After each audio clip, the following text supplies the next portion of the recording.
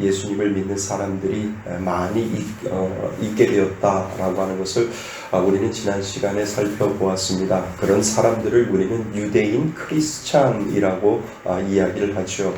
예수 그리스도를 몰랐다가 유대인으로 있다가 예수님이 이 땅에 오셔서 십자가에 못 박혀 돌아가셨다라고 하는 그 사실을 알게 되어서 유대인이지만 그리스도인이 되어진 사람들, 그 사람들을 우리는 유대인 크리스찬이라고 이야기를 합니다. 그 사람들에게 믿음은 있지만 아직 연약한 부분들이 있었다라고 지난 시간에 말씀을 드렸습니다. 그래서 아직은 유대적인 관습을 버리지 못하고 예수님을 따르는데 아직 성숙하지 못한 믿음의 모습을 그들이 보여주고 있었다라고 하는 것을 우리가 지난 시간에 살펴보았습니다. 이때 예루살렘에 있었던 장로님이 있었는데 누구죠? 야고보 장로님. 이 야고보가 그들의 믿음을 고려해서 사도 바울에게 제안을 하는 것을 우리는 지난 시간에 살펴보았습니다. 그들을 배려해서 머리도 깎고 그리고 그들을 배려해서 그들과 함께 결례를 할 수 있겠느냐라고 하는 것을 제안을 이 야고보 장로님이 사도 바울에게 제안을 합니다. 그때 사도 바울은 서슴없이 그들의 믿음이 성숙하여지고 성장하기만 한다면 기꺼이 하겠다라고 하는 그 결의를 보여주는 장면이 우리가 지난 시간에 살펴보았습니다. 그래서 우리는 지난 시간에 사도 바울의 믿음의 배려, 믿음이 연약한 자나 믿음이 성숙된 자나 배려를 통해 그들을 세우려는 바울의 모습을 우리는 보게 되었습니다. 그래서 믿음 안에서 서로를 배려해주고 사랑하는 것이야말로 진정한 공동체가 되는 것이고 성숙한 공동체가 되는 것이다 라고 우리가 지난 시간에 이 믿음의 배려, 사도 바울이 유대인들을 배려해서 머리도 깎고 그리고 또 정결 예식을 행하는 그러한 모습을 우리가 지난 시간에 살펴보았습니다. 그러나 여전히 예수를 믿지 않는 자들 중에서 유대인들은 어떻게 하면 사도 바울을 죽일까 하는 마음으로 여전히 사도 바울에게 달려드는 모습을 오늘 본문은 우리들에게 설명을 하고 있습니다. 그러니까 유대인으로 크리스찬이 되었던 사람들도 있었지만 그대로 유대인으로 남아있어서 어떻게 하면 사도 바울을 죽일까 달려드는 사람도 여전히 있었다라고 하는 것을 우리들에게 가르쳐 주고 있지요. 왜 사도 바울이 유대인들이 죽으려고 했을까? 그 이유는 무엇일까? 미워하거나 그리고 싫어하거나 구타까지 하는 것은 그래도 우리가 괜찮은데 그래도 우리는 눈 감아 줄 수 있었는데 왜 극단적으로 사도 바울을 죽이려고 했을까? 그 이유를 우리는 생각해 보셔야 됩니다. 무엇이 이 유대인들의 마음을 움직이게 했을까? 그들의 마음 속에는 어떠한 것이 있어서 그들의 마음을 움직이게 한 그 이유가 무엇인지를 우리는 생각해 보셔야 된다는 겁니다. 자, 우리는 그동안 사도행전을 살펴보았습니다. 사람을 움직이게 하는 것들이 이 사도행전 안에 많이 들어있는 것을 우리는 보게 되지요. 사도행전 16장 우리가 한번 말씀을 보았는데 생각이 나세요? 점치는 귀신 들린 여종 이야기가 나오지 않습니까? 그들이 사도 바울과 신라를 엄청 때리고 그리고 감옥에 집어넣게 되지요. 여기서 그 점치는 여종의 주인의 마음을 움직이게 했던 그 동기부여가 무엇인지를 우리는 생각해 보셔야 됩니다. 그 이유를 사도행전 16장 9절에 보면 그 이유를 정확하게 이야기를 하고 있지요. 그것이 무엇이냐면 그들에게 들어오는 이 수입, 돈이 끊어졌다라고 하는 겁니다.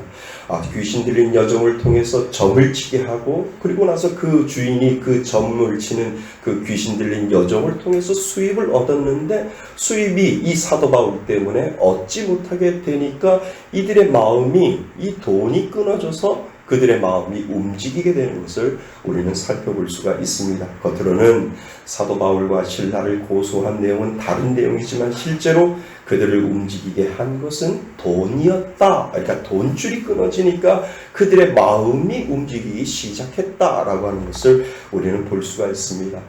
돈이 그들을 움직이게 한 것이요. 돈 앞에서 그들이 움직이고 있는 것을 우리는 보게 됩니다. 또 사도행전 17장에 들어가 보면 유대인들을 움직이게 하는 것이 있습니다. 우리가 살펴보았습니다. 사도행전 17장 5절에 보면 그들을 움직이게 하는 것이 또 하나가 있는데 시기심이 그들을 움직이게 한 것을 우리는 보게 됩니다.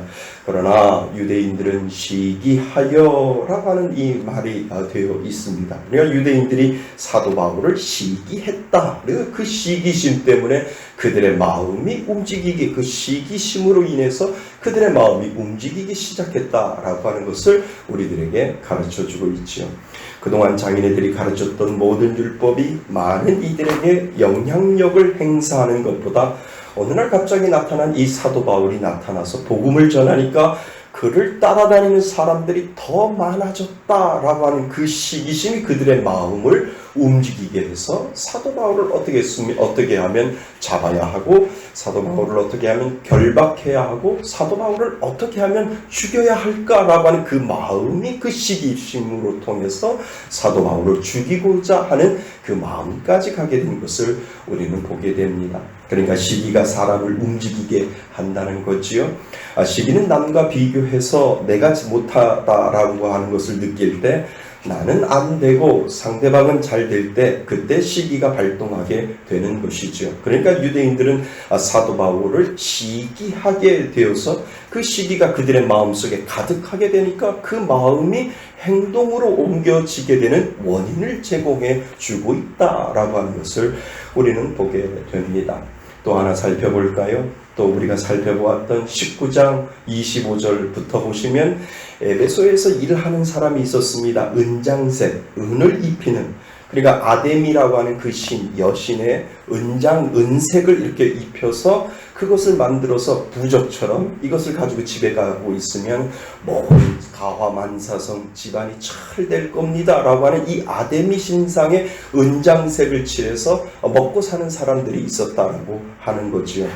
근데 그들이 생업에 지장이 생긴 겁니다. 좋은 돈벌이가 되었는데 이 사도 바울이 어느 날 갑자기 나타나서 그거는 아무것도 아닙니다. 우상입니다. 이제 하나님만 섬기면 하나님께서 복 내려주시고 하나님께서 지켜주실 겁니다 라고 하는 그 말씀이 선포되고 난 후부터 이 은장색 장사가 안 되는 거지요. 아데미 신상을 만들어 놓고 그 신상을 팔려고 해도 이보다도 더 뛰어난 하나님이 있다. 하나님을 믿으면 이 아데미 신상보다도 더 좋을 것이다 라고 하는 그 믿음이 그 마음 가운데 들어가니까 이 은장색을 파는 사람들 마음속에 시기심과 그리고 사도 바울을 죽여야 되겠다라고 하는 돈의 문제가, 그러니까 사람이 돈 앞에서 치사해지고 돈 앞에서 움직이게, 그들의 마음을 움직이게 하는 것은 먹고 사는 문제가 그들에게 달려 있으니까 그들의 마음이 이 돈 때문에, 이 은장색 장사를 하는 사람도 이 돈 때문에 마음이 움직이게 되는 것을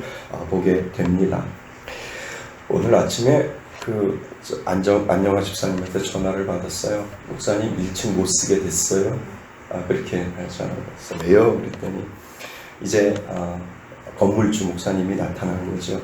통화를 하셨대요. 그랬더니 좀 문제가 있을 것 같아서 기도하고 결정하겠다고. 그래서 기도하고 결정하고 기도하고 안 하겠다고. 그렇게 해서 아들보다 목사라고 하는 사람이 더하네. 다른 것도 아니고 돈 문제도 아니고 다른 문제도 아니고 단지 주일날 아이들이 쓸 수 있는 그 장소를 딱 2시간만 우리가 돈 달라고 하면 돈을 줄 것이고 그리고 그냥 쓰라고 쓸 텐데 참 너무하다라고 하는 그러한 생각이 제 마음속에 들었습니다. 그러니까 그 목사님 마음에 돈이 마음을 움직이게 하는 거예요. 그러다가 아이들이 막 소란 피우고 그러는데 11시부터 1시 사이에 누군가가 점포를 보고 왔는데 아이들이 있어서 점포가 안 나가면 어떻게 생각해? 어떨까? 라고 하는 그 생각이 그 건물주의 마음을 움직이게 하고 있었다라고 하는 겁니다. 그래서 더 이상 안 집사님이 그냥 아니면 그냥 두시지요 라고 그렇게 하셨어요. 참 제 마음속에 전화를 안 집사님한테 듣고 나서 참 마음이 언짢았어요. 한마디로 창피했어요. 안집사님한테 창피했어요. 같은 목사인데 그렇게 이야기해서 그 전화를 받는 안집사님의 마음은 어떨까? 참 속상하더라고요. 그래서 말씀을 준비하다가 제 마음이 동했어요. 제 마음이 동해서 이거는 아니겠다라고 생각해서 목사님한테 카톡을 보냈죠.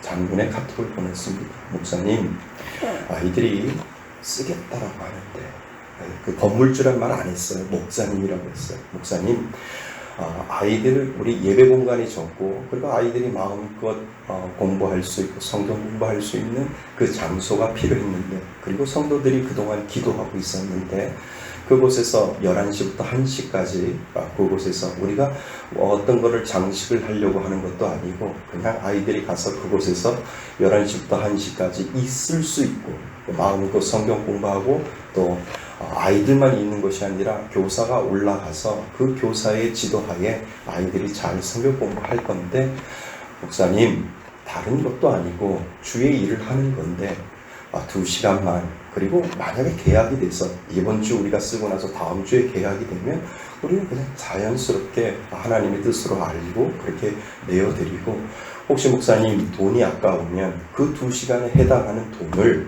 그 임대료를 목사님이 얼마를 부르실지 모르지만 그 돈을 저는 아이들이 마음껏 성경 공부할 수 있는 2시간을 위해서 저는 헌금의 일부를 그 임대료로 2시간 분량의 돈을 저는 낼 수 있겠습니다. 목사님 죄송하지만 다시 한번 기도하고 결정해 주셨으면 좋겠습니다 라고 카톡, 장문의 카톡, 제가 글하면 또 잘 쓰잖아요. 장문의 카톡을 보냈는데 1번이 사라졌어요. 근데 답변이 없어요. 그래서 오늘 저녁에 열심히 기도하면 예스나 노 둘 중에 하나 답변이 오겠다. 말씀을 준비하는데 이 목사라고 하는 사람도 마음이 빼앗기는 거예요. 이 사도행전에 나오는 각양각색의 돈 때문에 자신의 마음이 움직였고 시기심 때문에 자기의 마음이 움직였던 것처럼 이 목사도 이 단 2시간 안에 아이들이 혹시 거기서 뛰어노는데 혹시 누군가가 와서 점포를 보게 했을 때 임대가 안 되면 어떻게 할까? 이 돈은 무엇일까? 라고 하는 그 짧은 생각. 그래서 기도하고 결정하겠다고? 아니요. 그거는 기도하고 결정하는 것이 아니라 당연히 기도 안 해도 하나님이 답을 분명히 주셨을 텐데 그것을 기도하고 결정하겠다. 얼마나 전화를 끊고 나서 안집사님한테 창피해서 얼굴이 화끈화끈했어요. 차라리 하나님 목사라고 하지 말고 그냥 건물주라고 했으면 참 좋았을 텐데 라고 하는 그런 생각이 제 마음속에 들었습니다. 근데 우리도요, 마음이 무엇인가를 위해서 나를 움직이게 한다 라고 하는 것을 우리는 꼭 기억해야 한다는 겁니다. 자, 그렇다면 오늘 본문에 나오는 유대인들을 움직이게 하는 또 다른 무엇인가가 분명히 있을 것이다 라고 우리는 살펴볼 수가 있습니다. 자, 우리 28절 같이 한번 읽어보겠습니다. 28절입니다. 28절 시작. 외치되 이스라엘 사람들아 도우라. 이 사람은 각처 있어 우리 백성과 율법과 이곳을 비방하여 모든 사람을 가르치는 그 자인데 또 헬라인을 데리고 성전에 들어가서 이 거룩한 곳을 더럽혔다 하니. 28절에 보면 이렇게 되어 있죠. 이스라엘 사람들아 도우라. 이 말이 무엇입니까? 우리가 사도 바울을 잡아 죽이려고 하는데 우리를 좀 와서 도와달라라고 유대인들이 지금 이야기를 하고 있는 거죠. 그 이유를 설명합니다. 이 사람은 각처에서 우리 백성과 율법과 이것을 비방하여, 그러니까 사도 바울이 그렇게 했다는 겁니다. 사도 바울이 이곳에 와서 우리 백성과 율법과 그리고 이 모든 것들을 다 비방하고 있는 이 사도 바울을 잡아야 된다라고 이야기를 하고, 그리고 유대인만이 들어갈 수 있는 성전에 헬라인, 이방인까지도 데리고 들어왔다라고 지금 유대인들이 사도 바울을 잡아야 되는 그 이유를 지금 설명을 하게 되는 겁니다. 여러분, 그러니까 무엇이 이 유대인들을 움직이게 하고 있습니까? 그들 안에는 율법이 있었습니다. 그러니까 그들의 마음을 움직이게 하는 것은 율법이었다라고 하는 겁니다. 그러니까 이 사람은 각처에서 우리 백성과 율법과 이것을 비방하고, 우리가 가지고 있는 이 율법에 이 사람이 지금 손을 대고 있는데, 이 율법을 우리가 지키기 위해서는, 이 율법을 지키기 위해서는 사도 바울을 죽여야 되겠다라고 하는 그 마음이, 율법을 지키기 위하여 그 사도 바울을 죽여야 되겠다라고 하는 마음의 움직임이 그들에게 있었다라고 하는 것을 우리들에게 보여주고 있는 거죠. 그러니까 율법의 문제였다라고 하는 겁니다. 그런데 우리가 알고 있듯이 예수님은 율법을 폐하러 온 분이 아니라 율법을 어떻게 해요? 율법을 완성하러 오셨다라고 우리들에게 가르쳐주고 있습니다. 그러니까 사도 바울은 그렇게 예수님의 복음을 전했을 뿐입니다. 유대인들이 그렇게 중요하게 여겼던 율법을 폐하러 온 것이 아니라 오히려 그 율법을 완성하러 오신 것을 전한 것뿐이지요. 그러니까 그들의 마음을 움직이게 한 것은 이 율법을 건드리는 이 사도 바울 때문에 우리가 이 율법을 지켜야 되겠다라고 하는 그 생각으로 마음이 움직여서 사도 바울을 죽여야 되겠다라고 하는 것을 그들에게는 우리들에게 보여주고 있다는 겁니다. 여러분, 율법을 다른 말로 표현하면 뭘까요? 종교적인 열심이라고 우리는 볼 수가 있습니다. 어떤 종교적인 열심인지 모르지만 그들에게 가지고 있는 종교적인 열심이 그들의 마음을 움직이게 했다라고 하는 겁니다. 사실 율법은 좋은 거지요. 하나님을 잘 믿기 위해서 법을 만들어 놓고 그 율법대로 잘하면 율법이 없는 사람들보다도 하나님을 더 잘 따르고 믿을 수 있기 때문에 율법, 하나님을 따르는 법을 만들어 놓고 그 법대로 우리가 하면 어떤 사람들보다 우리가 하나님을 더 잘 믿을 수 있을 것이다 라고 그들이 생각을 했기 때문에 율법을 만들어 놓은 겁니다. 하지만 그 율법이 하나님을 대신하고 하나님보다 더 율법을 생각하다 보니까 마치 빈대잡으로 초가삼가를 태우는 격이 된 겁니다. 그러니까 율법이 하나님 위에 있다라고 하는 것을 우리들에게 보여주고 있는 거지요. 하나님을 사랑하고 섬겨야 될 율법이 오히려 하나님의 아들을 죽이는 도구로 사용되고, 그리고 오늘 사도 바울도 죽이려고 그들이 달려드는 것을 우리는 보게 됩니다. 이 율법이 오히려 하나님을 대적하고 하나님의 아들을 죽이는데 사용된 것이지요. 한마디로 하나님이 빠진 종교적 열심이라고 우리는 볼 수가 있습니다.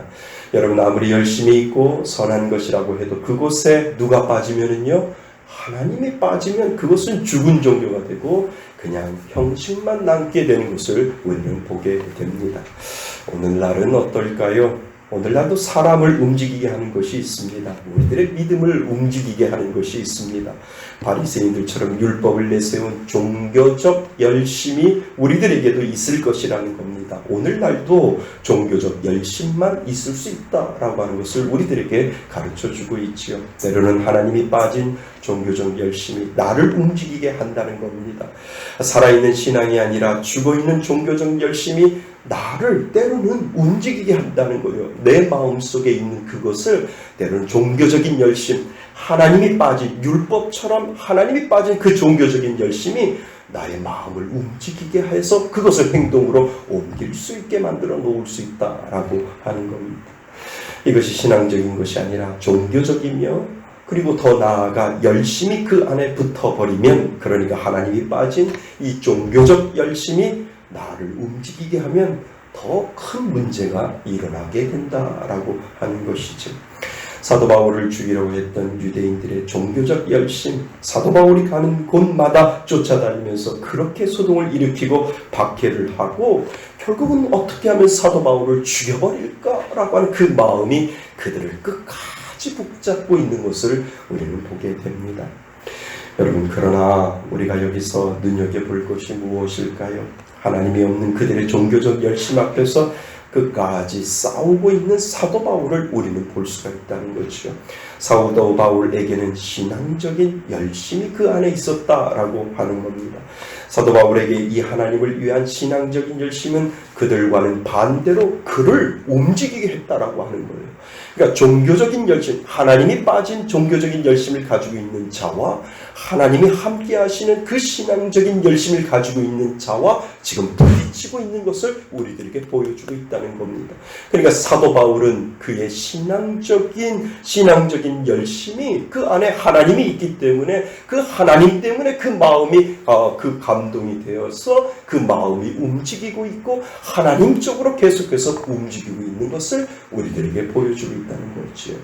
그렇게 종교적인 열심을 가지고 사도 바울을 죽이려는 자들 앞에서 사도 바울은 하나님을 의지하고 신앙적인 열심히 그들과 맞서 싸우는 것이죠. 그를 때리고 핍박하고 돌로 때려서 죽은 것을 알고 성 밖에 내려버렸는데도 그의 신앙적인 열심은 살아나야 되겠다. 내가 어떻게든지 복음을 전해야 되겠다라고 하는 그 마음이 그의 마음을 끝까지 붙잡고 하나님을 향해서 살아나게 되는 것을 우리는 보게 됩니다. 사도 바울을 움직이게 만드는 것은 하나님이고 그리고 복음이었다라고 하는 것을 우리는 알게 되지요. 그에게는 하나님을 위한 신앙적인 열심이 그 마음을 늘 움직이게 했다는 겁니다. 그러니까 사도행전은 종교적인 열심과 하나님이 빠진 종교적인 열심과 그리고 하나님께로만 향한 신앙적인 열심이 부딪혀서 서로 싸우고 그리고 그 가운데 신앙적인 열심을 가진 자가 승리하고 있는 것을 우리들에게도 보여주고 있다는 겁니다. 그러니까 사도행전은 아직 끝나지 않았지만 오늘도 사도행전 29장이 써지고 있다면 하나님께서는 누구에게 그 마음을 움직이는 자에게 신앙적인 열심, 하나님이 중심이 되고 하나님의 이름으로 신앙적인 열심을 가지고 있는 자에게 하나님은 능력을 주시고 그 자에게 하나님은 기적을 베풀어 주셔서 하나님이 없는 그냥 단지 종교적인 열심만을 가지고 있는 자를 넘어서서 뛰어넘을 수 있게 오늘도 하나님은 그 자에게 능력과 힘을 주시는 줄 믿습니다. 여러분 정말 살아계신 하나님을 두려워하며 하나님 앞에 순복하며 연약한 자들을 감싸고 부족한 자들을 돌보는 이 신앙적인 양심이 우리들의 마음을 움직이게 만들었으면 좋겠습니다. 늘 우리가 기억해야 하지요. 그 마음으로 움직일 때 그때 그곳에 하나님이 능력을 베풀어 주실 것이고 그때 그곳에 하나님의 놀라운 역사를 보여주신다는 것 꼭 믿을 수 있기를 바랍니다. 이것이 우리가 믿는 것이죠. 이것이 우리가 하나님을 믿는 것이죠. 하나님, 내 마음속에 내 마음을 움직이게 만드는 이 하나님이 중심이 된 이 신앙적인 이 열심이 내 마음속에 늘 있게 하여 주셔서 오늘도 내 자신을 점검하게 하여 주시고 하나님이 빠진 이 종교적인 열심이 아니라 하나님이 나를 붙들어 주시는 그 신앙적인 열심으로 오늘도 살아가게 하여 주옵소서. 우리가 기도해야 될 줄 믿습니다. 어떤 성도가 꿈이에요. 어떤 손님이 자기 집에 찾아왔다. 근데 그는 손님과 이런저런 얘기를 하다가 자기가 얼마나 열심히 주님의 일을 하는지에 대해서 이 성도님이 자랑을 했다고 하는 거죠. 그러자 그 손님이 그 성도에게 그 열심을 좀 저에게 좀 보여주시면 참 좋겠습니다. 그 열심을 좀 보여주세요. 라고 이렇게 그 손님이 그 성도님에게 이야기를 했다는 거죠. 그래서 그 성도는 서슴지 아니하고 자기 품에서 이 열심 덩어리를 꺼냈대요. 그러니까 꿈이니까 이 열심 덩어리를 꺼내서 그 손님에게 그 열심 덩어리를 주었다는 거죠. 그랬더니 그 손님이 그 열심 덩어리를 받아서 그리고 그 사람 보는 자리에서 저울에다가 달았대요. 저울에다 달았더니 그 손님이 이렇게 이야기를 했답니다. 이 열심이 100근이 되네요. 아이고 100근입니다. 라고 이렇게 이야기를 했다는 겁니다.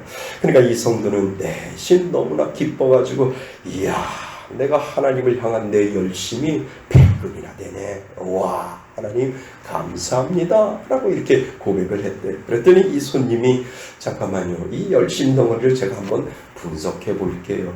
이 100근이나 되는 이 열심 덩어리가 무엇이 들어있는지를 제가 한번 살펴볼게요 라고 했더니 이 야심이라고 하는 열심이 20%인데요 이렇게 이야기를 하고, 또 강하게 의심하는, 뭔가 누군가가 이야기를 하면 아주 그 의심이 발동해서 강하게 의심하는 의심의 열심이 한 19%가 되고, 그리고 명예심이라고 하는 이 열심이 그 10%를, 30%를 차지하고, 기타 다른 것의 열심들이 아주 모든 것들을 차지하는데, 예수님에 대한 이 사랑의 열심만 3%밖에 안 되는군요. 이렇게 이야기를 했다라고 하는 거죠. 그러니까 우리의 마음을 움직이게 하는 그 열심을 다시 한번 생각나게 만들어 주고 있다는 겁니다. 여러분들은 어떠한 열심을 가지고 있습니까?